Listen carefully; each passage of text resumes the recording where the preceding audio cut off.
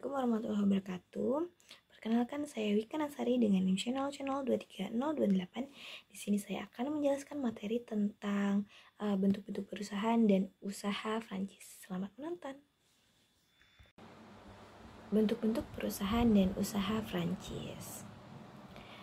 Pengertian perusahaan. Perusahaan yaitu kegiatan yang diselenggarakan dengan cara teratur atau dengan peralatan dengan tujuan untuk mencari keuntungan. Nah, perusahaan merupakan tempat di mana terjadi kegiatan produksi barang atau jasa untuk kemudian dijual ke masyarakat. Tujuan perusahaan adalah untuk memanfaatkan sumber daya manusia dan sumber daya alam guna memproduksi suatu barang atau jasa agar dapat menciptakan keuntungan sebanyak-banyaknya. Nah, bentuk dari perusahaan-perusahaan itu di Indonesia sebenarnya ada 8, cuman saya jelaskan ada 6. Yang pertama ada perseroan terbatas atau disebut dengan PT. Yang kedua persekutuan komanditer atau CV. Yang ketiga ada firma FA. Yang keempat ada perusahaan perseorangan. Yang kelima ada perusahaan negara atau BUMN. Dan yang terakhir ada perusahaan koperasi. Nah, perseroan terbatas atau PT. Nah, ciri-ciri dari perusahaan PT ini yaitu memiliki badan hukum, memiliki saham sebagai modal, memiliki struktur organisasi yang jelas, memiliki tujuan untuk mendapatkan hasil, dan memiliki pemisahan antara aset perusahaan dan aset pribadi pemilik. Nah, kelebihan dari perusahaan PT ini adalah tanggung jawab terbatas, terus ada akses modal yang lebih mudah, keberlanjutan usaha yang terjamin, harta pribadi lebih aman dan terlindungi, kemudahan peralihan kepemilikan, terus ada kemampuan memperoleh kredit lebih baik, dan reputasi dan kredibilitas yang baik. Nah, kelemahannya itu ada biaya pendirian yang tinggi, jadi mahal gitu ya. Terus yang kedua ada prosedur pendirian yang kompleks. Yang ketiga ada jual beli saham secara bebas bisa menimbulkan spekulasi. Selanjutnya adalah rahasia perusahaan yang kurang terjamin. Terus ada pajak perusahaan cukup besar, proses pembubaran yang rumit, dan fleksibilitas yang terbatas dalam pengambilan keputusan. Nah, yang kedua itu ada persekutuan komander atau CV. Ciri-ciri dari perusahaan ini yaitu terdiri dari 2 orang atau pihak sendiri, memiliki sekutu aktif atau komplementer, dan sekutu pasif atau komanditer. Sekutu aktif mengelola perusahaan, sedangkan sekutu pasif menanamkan modal. Tidak ada batasan minimal modal pendirian.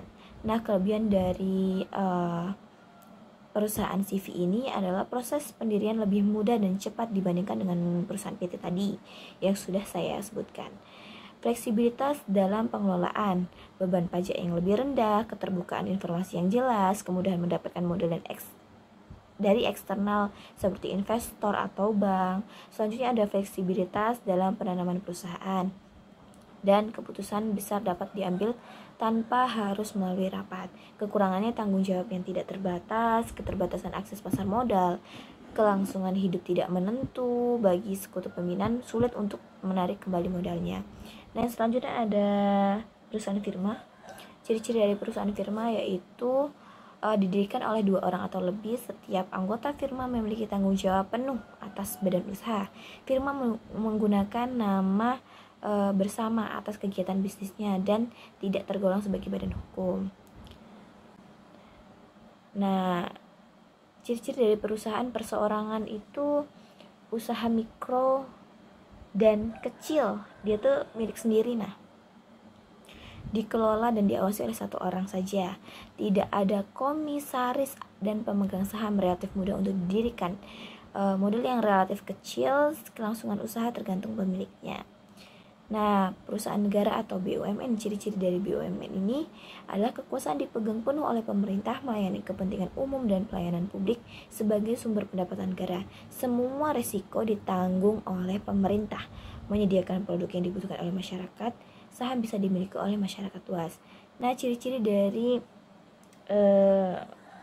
perusahaan koperasi yaitu keanggotaan bersifat sukarela dan terbuka, modal didapatkan dari anggota-anggotanya, pembagian keuntungan dilakukan berdasarkan perbandingan jasa, terus kerugian dipikul bersama oleh seluruh anggota, Rapat anggota merupakan kekuasaan tertinggi dalam koperasi.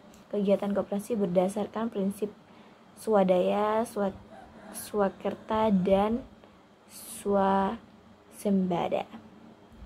Nah, yang selanjutnya itu ada usaha franchise.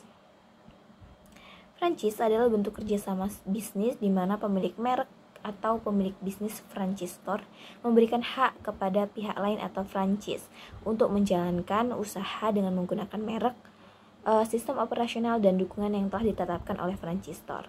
Franchise atau warabala digolongkan menjadi 3 jenis menurut ASEAN Executive Report 1993. Yang pertama ada produk franchise. Jenis warabala ini memfokuskan terwarabala mendistribusikan produk dari pewaralaba dengan pembatasan areal, misalnya pengecer bahan bakar British Petroleum dan Shell. Yang kedua ada processing franchise atau manufacturing franchise. Jenis ini pewaralaba memegang peranan penting know-how atau memberitahukan suatu proses produksi. Nah, yang ketiga ada sistem franchise atau bisnis format. Nah, ini pewaralaba memiliki cara unik dalam menyajikan produknya menjadi satu paket kepada konsumen. Nah, karakteristik usaha franchise itu memiliki merek dagang yang terkenal, memiliki sistem bisnis terstandarisasi, memberikan dukungan dan pelatihan, memiliki biaya awal dan biaya bulanan, memiliki kontrol bisnis yang ketat, memiliki ciri khas usaha yang membedakan dari pesaing, memiliki rekam jejak yang sukses. Nah, keuntungannya bagi franchisor, pertumbuhan cepat, pendapatan dari biaya franchisor dan royalti, pengelolaan risiko, ekspansi geografis, brand exposure dan reputasi, peningkatan efisiensi operasional. Nah, yang kedua ada keuntungan franchise bagi franchisee. Penggunaan merek terkenal, dukungan dan pelatihan, model bisnis yang terbukti, keuntungan ekonomi, pemantauan yang dikuratori, dan pengurangan risiko bisnis. Itu saja yang dapat saya sampaikan. Kurang dan lebihnya saya mohon maaf. Saya akhiri. Wassalamualaikum warahmatullahi wabarakatuh. Terima kasih.